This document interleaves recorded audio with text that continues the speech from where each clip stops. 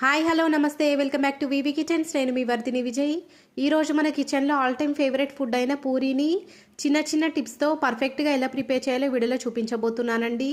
వీడియోని కంప్లీట్గా చూడడానికి ట్రై చేయండి, లేదంటే నేను చెప్పే చిన్న చిన్న టిప్స్ మిస్ అవుతారు. నేను చెప్పే టిప్స్ ఫాలో అవుతూ కనుక పూరీలను ప్రిపేర్ చేశారంటే చేసే ప్రతి ఒక్క పూరి పొంగుకుంటూ రావడమే కాదండి, ఏమాత్రం ఆయిల్ పీల్చకుండా ఈ పూరీలు చాలా పర్ఫెక్ట్గా ప్రిపేర్ అవుతాయి. మరి ఆలస్యం చేయకుండా ఈ పూరీలను ప్రిపేర్ చేయడం కోసం ప్రాసెస్ స్టార్ట్ చేసేద్దామండి. ముందుగా ఒక పెద్ద బౌల్లోకి మనకు కావాల్సినంత గోధుమ పిండిని వేసుకోవాలి. నేను తీసుకుంటున్నటువంటి గోధుమ పిండి క్వాంటిటీ వచ్చి 1/2 kg వరకు ఉంటుందండి. మీరు చేసే పూరీల క్వాంటిటీని బట్టి గోధుమ పిండి అనేది అడ్జస్ట్ చేసుకోవాలి. ఇలా గోధుమ పిండి మొత్తాన్ని కూడా ప్లేట్లోకి వేసుకున్న తర్వాత వీడియోలో చూపించిన విధంగా పిండి మధ్యలో గుంతలాగా చేసుకోవాలి. చేసుకున్నటువంటి గ్యాప్లోకి 1/2 టీ స్పూన్ దాకా ఉప్పును వేసుకోవాలి. ఇలా ఉప్పును వేసి కనుక పూరీలను ప్రిపేర్ చేశారంటే పూరీల టేస్ట్ చాలా బాగా ఉంటుందండి. మనం వేసుకున్నటువంటి సాల్ట్ మొత్తం కూడా పిండితో పాటు కలిసేలాగా పిండి మొత్తంతో పాటు కలిపేసుకోవాలి. ఇలా సాల్ట్ మొత్తాన్ని కూడా కలిపేసుకున్న తర్వాత ఇప్పుడు ఈ గోధుమ పిండిలోకి కొంచెం కొంచెం వాటర్ని వేసుకుంటూ పూరీ పిండిని ప్రిపేర్ చేసుకోవాలి.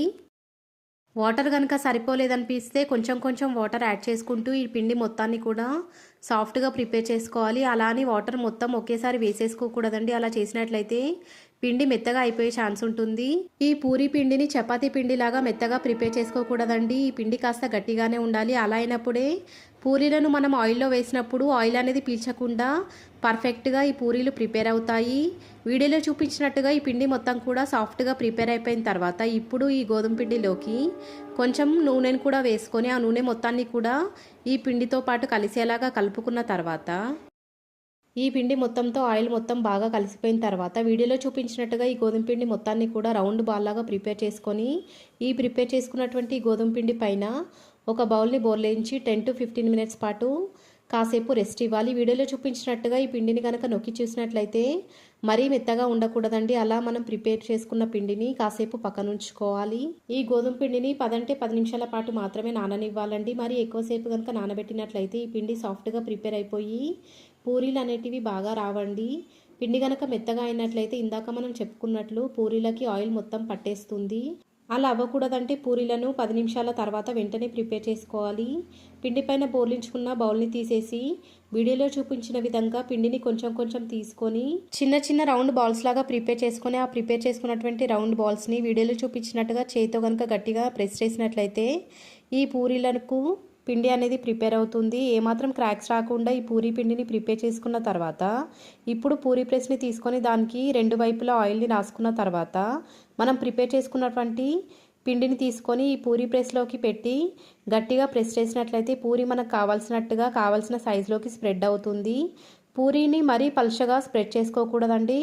పూరీ కాస్త లావుగానే ఉండాలి. అలా అయినప్పుడు ఈ పూరీలు పొంగుతూ టేస్టీగా ప్రిపేర్ అవుతాయి. ప్రిపేర్ చేసుకున్నటువంటి పూరీలను కాసేపు పక్కన ఉంచుకోవాలి. ఇప్పుడు స్టవ్ వెలిగించి స్టవ్ పైన ఒక ప్యాన్ని పెట్టి ఆ ప్యాన్లోకి డీప్ ఫ్రై కోసం ఆయిల్ వేసి వేడి చేసుకున్న తర్వాత వీడియోలో చూపించినట్టుగా కొంచెం సాల్ట్ని వేసుకోవాలి. ఇలా మనం పూరీలను ఫ్రై చేసుకునేటప్పుడు కనుక ఆయిల్లో సాల్ట్ వేసామంటే పూరీలకు ఏమాత్రం ఆయిల్ పట్టకుండా పూరీలు చాలా బాగా ప్రిపేర్ అవుతాయండి. ఇప్పుడు మనం ఇందాక ప్రెస్ చేసి పక్కన ఉంచుకున్నటువంటి పూరీలను ఒకదాని తర్వాత మరొకటి ఆయిల్లో వేసి ఫ్రై చేసుకోవాలి.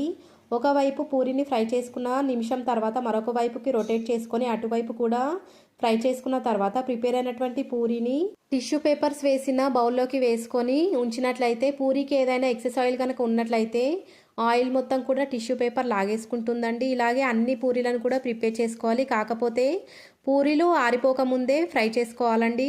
పూరీలను ఆరిపోయిన తర్వాత కనుక ఫ్రై చేసినట్లయితే పూరీలు ఏమాత్రం పొంగకుండా గట్టిగా వస్తాయి. ఈ ఒక టిప్ని కనుక ఫాలో అయ్యారంటే పూరీలు చాలా పర్ఫెక్ట్గా ప్రిపేర్ అవుతాయండి.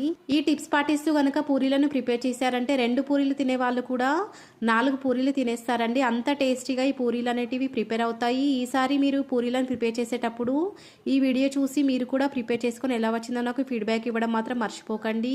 ఇలా ప్రిపేర్ చేసుకున్న పూరీలను మీకు నచ్చిన కర్రీతో ఎంజాయ్ చేయొచ్చు.